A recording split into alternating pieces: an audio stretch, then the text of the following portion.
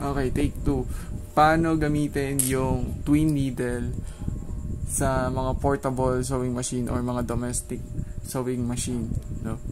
So, sa katulad ng alam ninyo, yung mga sewing machine na to, hindi naman siya design talaga para sa twin needle, no? Kaya yung lalagyan nila ng sinulid ay isa lang talaga.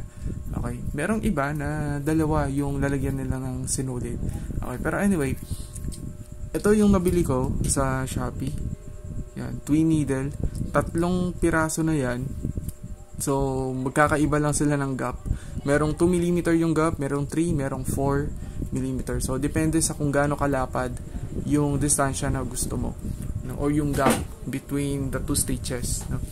So, kanina, nag-record na ako't lahat. Nawala. Ewan ko ba ano nangyari. Nataranta yata ako.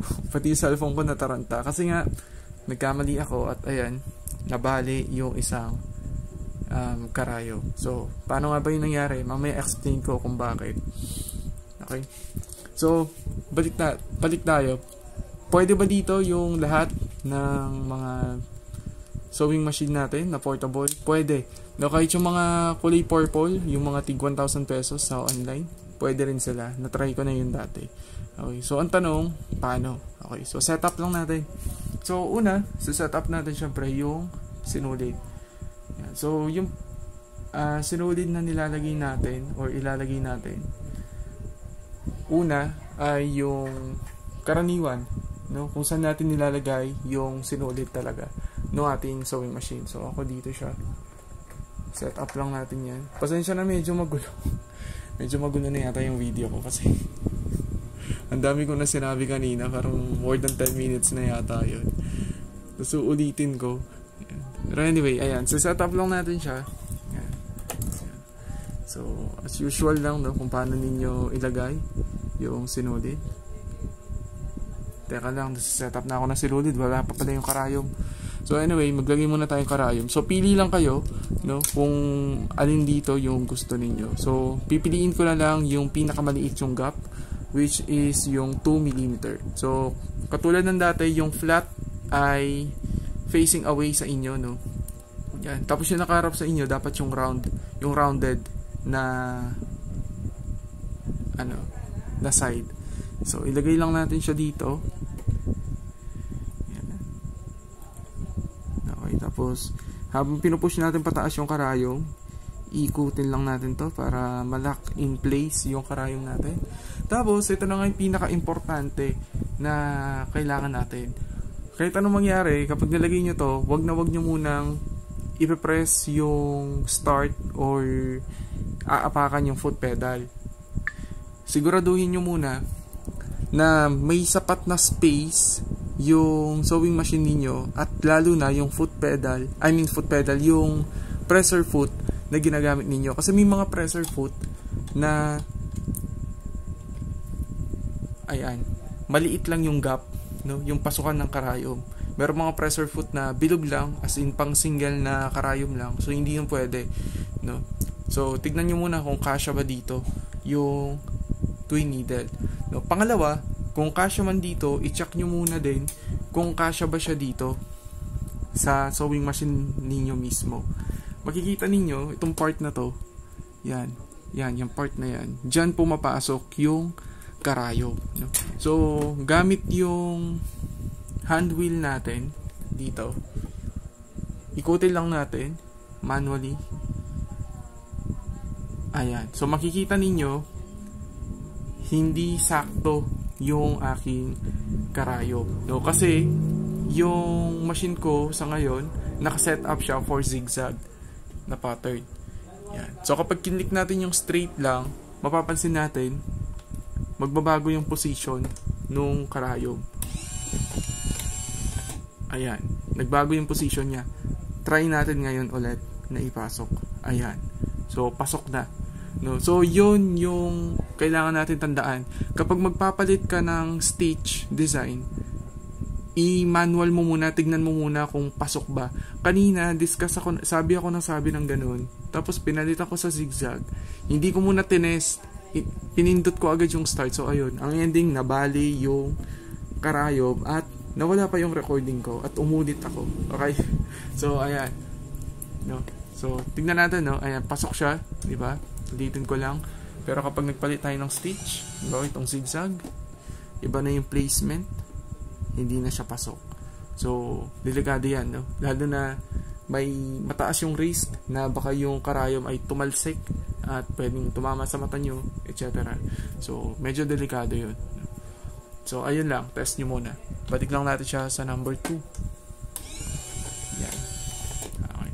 Anyway, pagka set up na yung lahat, alam mong okay naman yung passage nung karayom mo. Yan. Set up na natin yung sinulid. So, katulad nga nung kanina, yung unang sinulid, i-set up nyo lang as usual kung paano nyo sineset up. Yan. So, tapos ipasok natin dito. Dito, kahit may auto threader ka, hindi siya gagana, no? Kasi wala siya sa lugar. Yung sinulid. I mean, yung karayom. So, ayan. Pasok lang natin.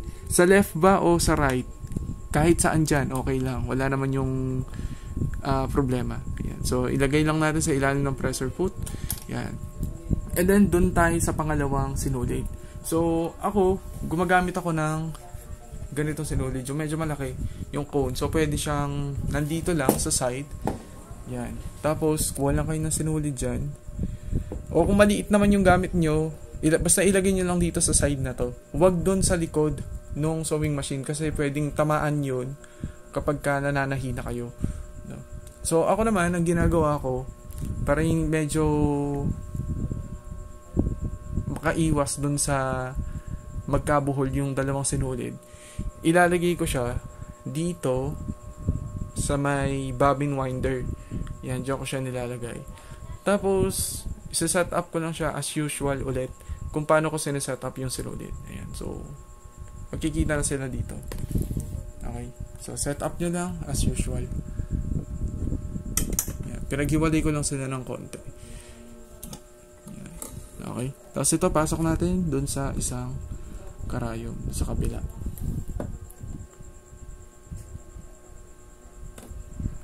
Ito na yung mahirap.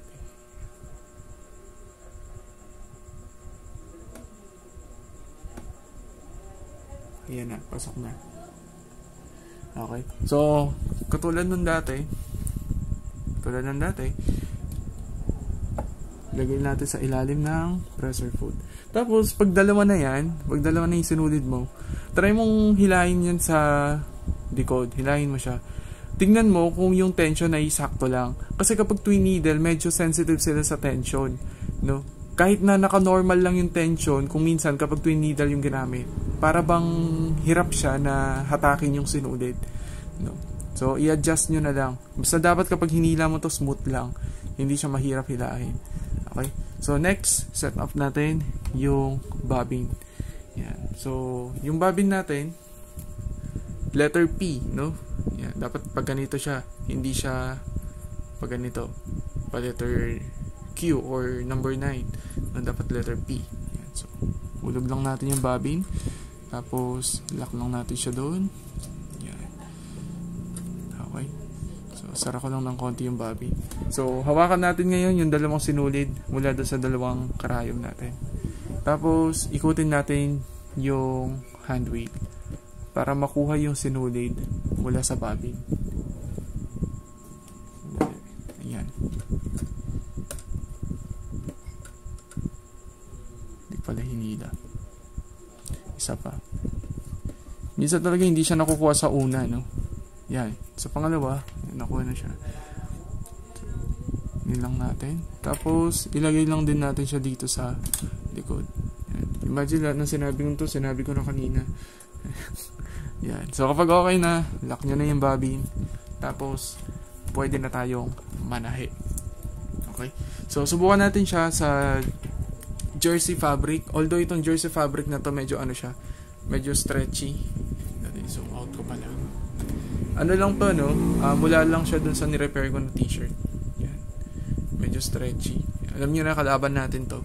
Kapag stretchy na material, sobrang prone talaga sa jump stitch, no? O yung mga laktaw-laktaw na tahi. So, try natin. Yan. Okay.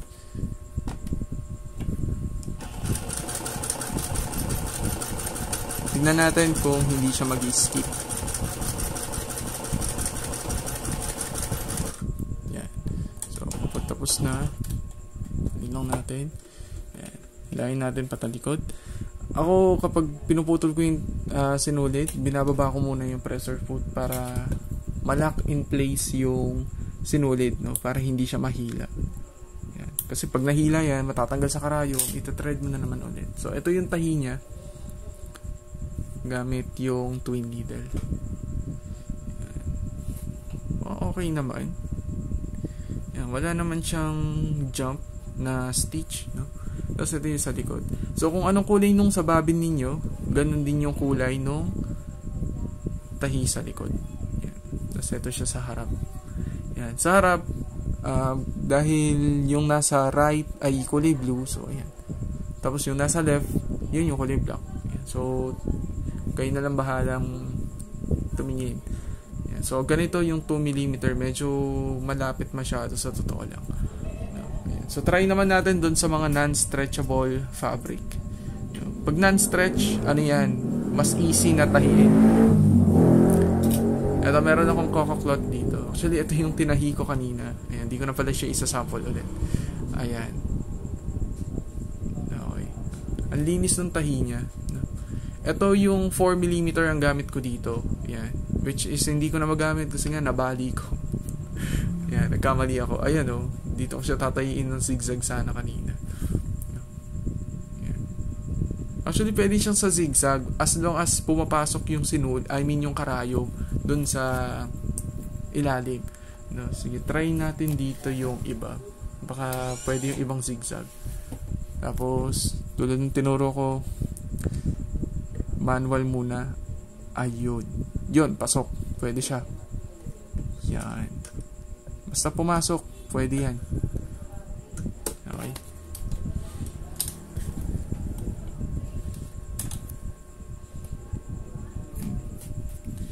Yan. So, tulad ng sinabi ko, no? Try muna natin.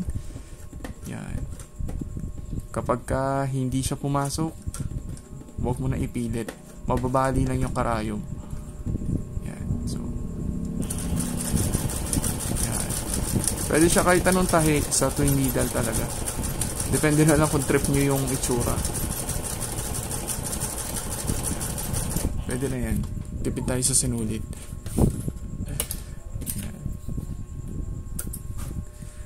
Ito yung tahi ng ating twin needle. Yan. Parang kailangan kong taasan yung tension. Yan. So ito siya sa likod. Medyo magulo, no? Taasan natin yung tension. Naka-minus pala yung tension ko. Sige. Itin natin.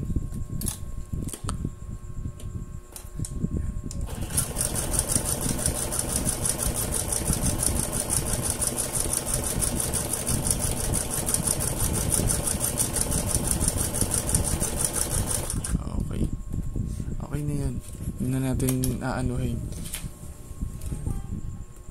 Importante makita natin kung nag-jump ba o kung anong itsura ng tahi. Yan. So, ayun nga, may problema lang yung tension ko kanina, hindi ko in-adjust. So, lesson din yun sa atin, no? Yan. Ito yung hindi maayos yung tension. Ito naman yung maayos yung tension. Yan. Linis ng tahi, oh. Yan. Tapos ito yung sa likod. Yung sa ilalim. Yan, ito siya. Ganda. Maayos yung tahi niya. So, ayun, yung mga kailangan lang natin tandaan. No? Unang-una, pag magpapalit ng tahi, manual muna, tingnan muna natin kung papasok ba siya smoothly doon sa ilalim. Kasi kung hindi, wag na nating ipilit. Mababali lang yung karayom. No? And then, pangalawa, check natin yung tension. Yan. Yung tension, kapag hindi maayos, hindi rin maganda yung kalalabasan ng tahi. Okay? Then, pangatlo, syempre, yung sinulid natin, dapat maayos yung pagkakalagay para hindi magbuhol-buhol. Kasi pag nabuhol yan, baka sa kalagitnaan ng pananahi natin, maputol yung sinulid. So, ito nga, yung ginawa ko, no? Lagay ko sa bobbin